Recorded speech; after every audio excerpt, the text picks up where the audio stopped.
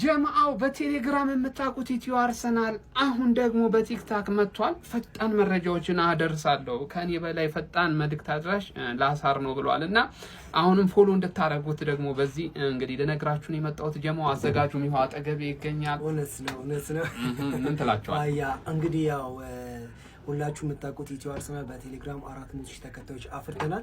አሁን ላይ ደግሞ ተደራሽነታችን ለማስፋት በቲክቶክ መተናል። እንግዲህ አርሰናል ደጋፊዎች ቻናላችን ላይክ፣ ፎሎ፣ ሼር እንድታደርጉልን በዚሁ አጋጣሚ በፏድ አክቲቪስት ስም እጠይቃለሁ። ይመቻችሁ ጀማ ፔናልቲ ቫር አረ ፑሽ አርጎ ሳምባሮት አረ ቫሪ ሳምባሮት የኮሬስ ተገፍቷል። አረ ከፔናልቲ የፔናልቲ ጥያቄ አርሰናል ምንም ጥያቄ የለው። አር ካልጠራቸው ይገርመኛል። ጁሪየን ቲምበር ላከ እንዴ! አረ ቫር ተመልከት። ኦብሪ ጥፋት ሰርቷል። ፔናልቲ ለአርሰናል አስደናቂ ኳስ ነበረ። ፔናልቲ የሚያሰጥ ኳስ ነበረ። ኳሱን የሚያገኘው ኳስ ላይ ነው። ጎል እኮ ነው። አረ ግን ራሱ አይደለም በእጁ ገፍቶታል። እስኪ እንመልከተው። እዚህ ጋር ደግሞ አይመስልም። ገፍቶታል። ፔናልቲ ጥያቄ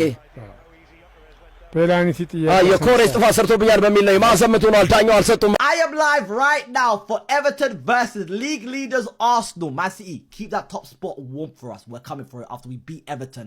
I'm live on TikTok, Twitch and YouTube called Peak 5. So all of these platforms right here, join up and let me know your score prediction in the comments. I'm going to go for Arsenal to win this game 1-0 to the Arsenal. Arsenal will not let me down today. I cannot see a world where Arsenal does not win this game. Let me know if you guys agree. I'm live on TikTok, Twitch and YouTube called Peak Fire. Join up. እሺ ጀማው አንድ ለባዶ እየመራን ረፍት ወጥተናል። ጀማው በጣም ከባድ ጨዋታ፣ በጣም ፈታኝ ጨዋታ። ጀማው እጅግ ጥንቃቄ የተሞላበት ኤቨርተኖች የሚጫወቱትና ጨዋታ አይታችሁታል።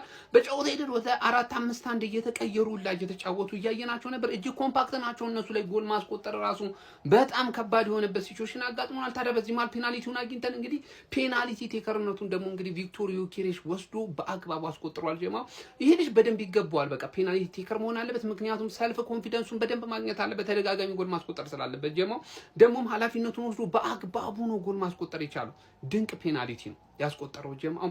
ያ ብቻ አይደለም፣ ይሄ ጨዋታ እጅግ ጥንቃቄ የተሞላበት መሆን አለበት ጀማው። እጅግ በጣም ብዙ ቋጣሪ አይኑን አፍጦ እያየ ነው ጀማው። ይሄን ቋጠሮ በአግባቡ እያስፈታን መሄድ አለብን ጀማው። ለምን ካላችሁ በዚህ ጨዋታ ላይ ሲቲ ያሸንፉ እጅግ በጣም ጫና ቡድናችን ላይ ፈጥሮ ነው ያለው።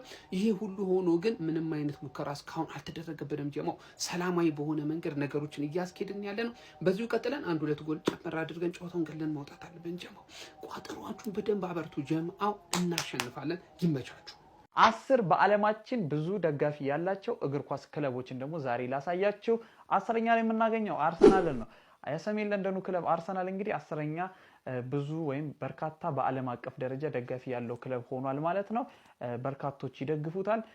ያው በእኛ ሀገር ግን ያው አንደኛ ወይ ሁለተኛ ነው ብዙ ደጋፊ ባለው። ነገር ግን ዳታው የተሰራው በዓለም ደረጃ ነውና ያው 10ኛ ሆኗል ማለት ነው። 9ኛ ላይ የምናገኘው እንግዲህ ባየር ሙኒክን ነው። የጀርመኑ ክለብ ባየር ሙኒክ 9ኛው ዓለማችን ላይ ብዙ ደጋፊ ያለው እግር ኳስ ክለብ ብሎታል። 8ኛ ላይ የምናገኘው ሊቨርፑል ነው። እንግዲህ ሊቨርፑል 8ኛው የዓለማችን በርካታ ደጋፊ ያለው ክለብ ሆኗል። አይሮን እኔ ወደፊት ነበር የጠበቅኩት እንደው በርካታ ደጋፊ ያለው ብዬ ማስበው ቡድን ነበረ። 7ኛ ላይ የምናገኘው ቼልሲ ነው። እንግዲህ ቼልሲ 7ኛ ሆኗል።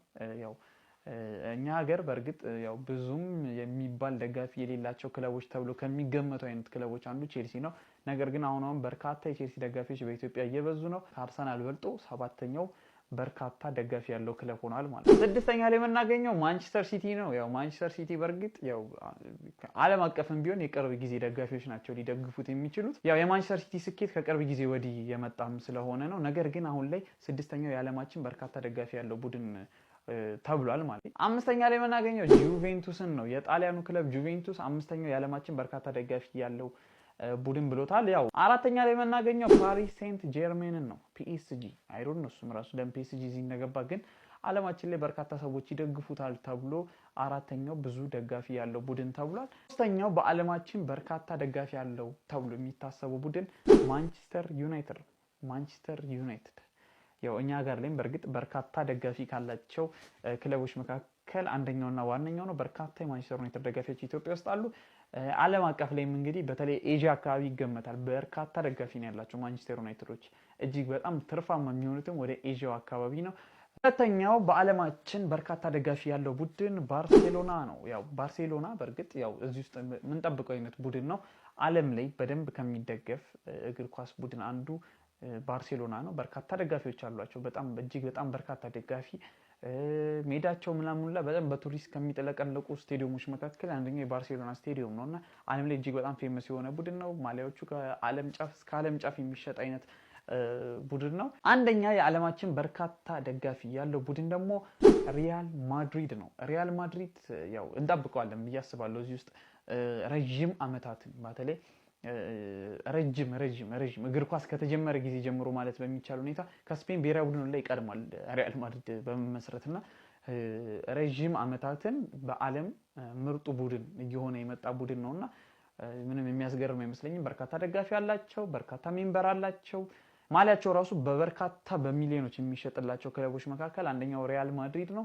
ዓለማችን ላይ ያሉ ኮከቦች በርካታ ኮከቦች ባርሳንና ማድሪድን ሳይረግጡ አያልፉም ይባላል። ያው በህይወት ዘመን አላቸው ይመጣሉ አብዛኞቹና ያው ሪያል ማድሪድ የዓለማችን በርካታ ደጋፊ ያለው ክለብ ሆኗል ማለት ነው።